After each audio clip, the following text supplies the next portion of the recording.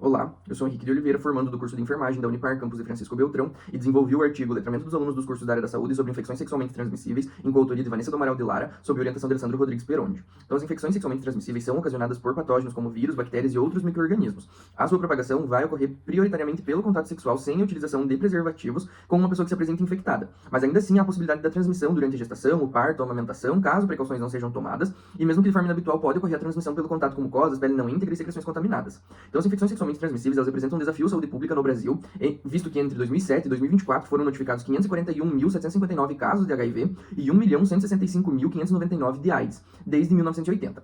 Sendo que 19.928 e 17.889 foram notificados apenas no ano de 2024, respectivamente. A sífilis, por sua vez, então, foi alvo de 1.538.525 notificações entre 2010 e 2024, e os casos congênitos de 1999 a 2024 alcançaram a marca de 344.978 casos. A hepatite B foi alvo de 302.351 notificações do ano de 2000 a 2024. Então, outras ISTs, como a clamídia, a gonorreia, a herpes genital e o HPV, como não são de notificação compulsória, acabam limitando as estimativas precisas sobre a prevalência. Então, o objetivo do trabalho é avaliar o letramento dos estudantes da área da saúde sobre as ISTs, com ênfase na prevenção e no tratamento. Trata-se de um estudo quantitativo, descritivo, transversal, com uma amostragem selecionada por conveniência, que foi constituído por alunos maiores de 18 anos, que estivessem matriculados e cursando o primeiro ou o último ano do curso de enfermagem, farmácia e nutrição de uma universidade particular do sudoeste do Paraná. A coleta de dados foi realizada por meio da aplicação de um questionário validado, que é o STD-CAQ, em setembro de 2025. Então, durante a coleta dos dados, foram fornecidas orientações claras sobre o preenchimento do questionário, esclarecendo quaisquer dúvidas, e a coleta foi realizada por visita em loco, onde foi disponibilizado um QR Code divulgado em grupos de rede social, pelo WhatsApp, para viabilizar o acesso à plataforma Google Formulários, onde continha, primeiramente, o TCLE, seguido do questionário sociodemográfico e, por fim, o questionário validado. Então, em relação ao questionário, ele é um instrumento validado que foi originado nos Estados Unidos por Jaworski e Carey em 2007, para avaliar, né, o conhecimento sobre as ISTs.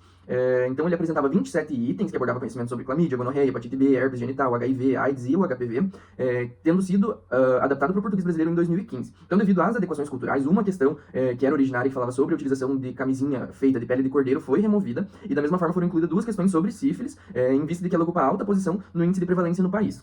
Sobre as pontuações, então, cada resposta correta equivaleu a 1 ponto e cada resposta errada ou selecionado não sei, não pontuaram. Então, o score, né, variava de 0 a 28 pontos. Então, os dados foram tratados de forma sigilosa, sem identificação individual dos participantes, respeitando os princípios éticos da Resolução 466 de 2012, e todos os participantes leram, compreenderam e assinaram o termo de consentimento livre esclarecido. Então, em relação aos resultados, foram avaliados os questionários de 51 pessoas, sendo que a maioria encontrada foi do sexo feminino e com idade entre 21 e 25 anos. E em relação à distribuição acadêmica, 54,9% eram iniciantes e 45,1% eram concluintes. Então, dentre as 28 questões do questionário, para várias delas, houve uma diferença estatisticamente significativa entre os iniciantes e os concluintes, que indicou maior conhecimento entre os concluintes. Algumas questões não mostraram diferença relevante, indicando que determinados conteúdos ainda não estão plenamente consolidados na graduação. Então, as infecções sexualmente transmissíveis, elas permanecem como um desafio à saúde pública, especialmente devido às barreiras socioculturais que envolvem a sexualidade e dificultam as práticas preventivas. Então, identificou-se que estudantes concluintes apresentaram melhor desempenho em questões sobre a prevenção, a transmissão, o tratamento das ISTs quando comparado aos iniciantes, evidenciando o impacto da formação acadêmica na consolidação do conhecimento. Entretanto, mesmo entre os concluintes, persistiram dificuldades relacionadas ao manejo terapêutico e aos estigmas sociais, indicando que o saber teórico isolado não garante preparo para a prática profissional. Então, a predominância feminina e a faixa etária, uma faixa etária jovem, observadas, refletem o perfil dos cursos da área da saúde do país, que vai apresentar, né, um momento de transição marcado por maior vulnerabilidade aos comportamentos de risco, que é essa transição da adolescência para a vida adulta.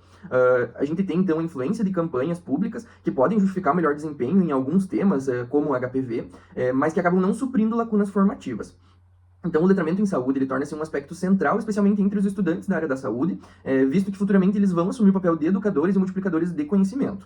Então, apesar dos concluintes demonstrarem maior conhecimento, permanecem lacunas relevantes na grade curricular, o que traz que estratégias educativas, críticas e ações que integrem o cuidado, a comunicação e o enfrentamento de estigmas como necessárias, reforçando a importância de metodologias que integrem a teoria e a prática, favorecendo a reflexão crítica, que estimulem o protagonismo dos estudantes na construção do conhecimento. Portanto, investir na qualificação do letramento em saúde dos alunos representa um caminho essencial para a promoção e prevenção das ISTs, e para o fortalecimento de práticas de cuidados mais conscientes, humanizados e socialmente responsáveis.